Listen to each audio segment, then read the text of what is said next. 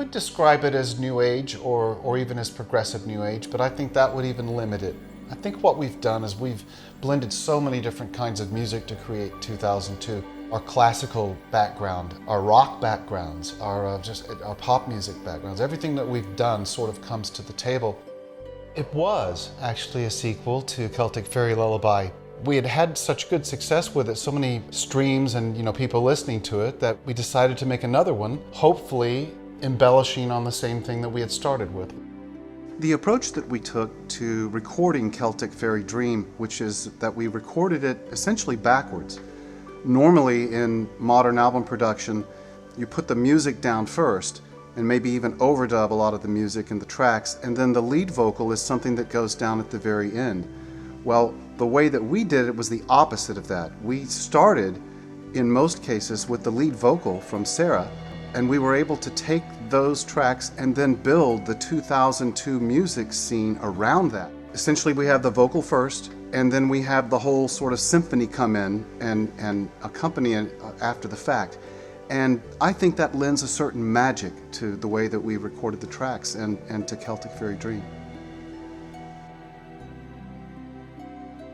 The more stressful times become, the more we need relaxing music, to take us away from some of that stress. And it really does help. When we first did Celtic Fairy Lullaby, I was surprised at how many people were using it for sleep and for relaxation in general, but especially for sleeping at night. I never would have thought of that myself.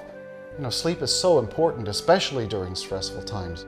If our music can help with that, well, then we've definitely done something good there. Well, on the CD, it's definitely more slow music.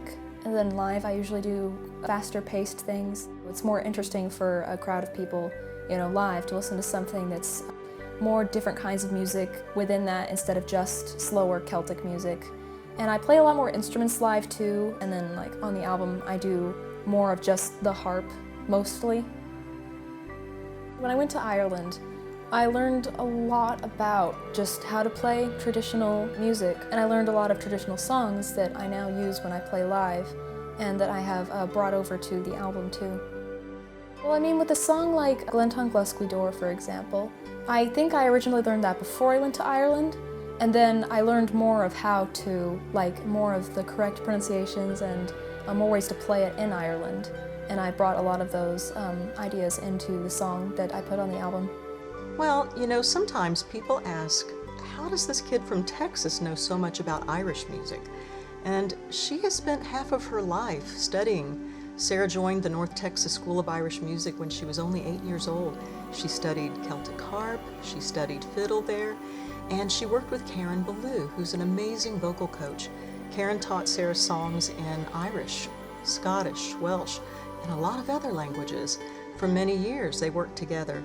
And over the last 8 years or so, Sarah has been performing a lot, hundreds of performances with groups, Irish groups around town. She's performed solo, and she's got a lot of experience with this, and she brings that into this album.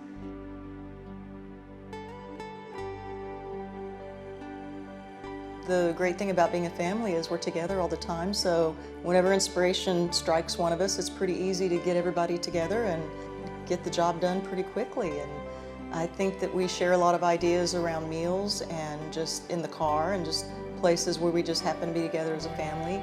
We get a lot of inspiration from each other that way. It's a natural progression of that over the years as Sarah becomes more and more involved with each album. She participates more and more, and it's been really great. The next one that we want to do, we're already working on, and that's looking like it's going to be a vocal pop record, or at least pop sensibilities. I'm thinking probably after that, we've been discussing it, and we're thinking that we may revisit our roots a little bit and go back to some really quiet instrumental music.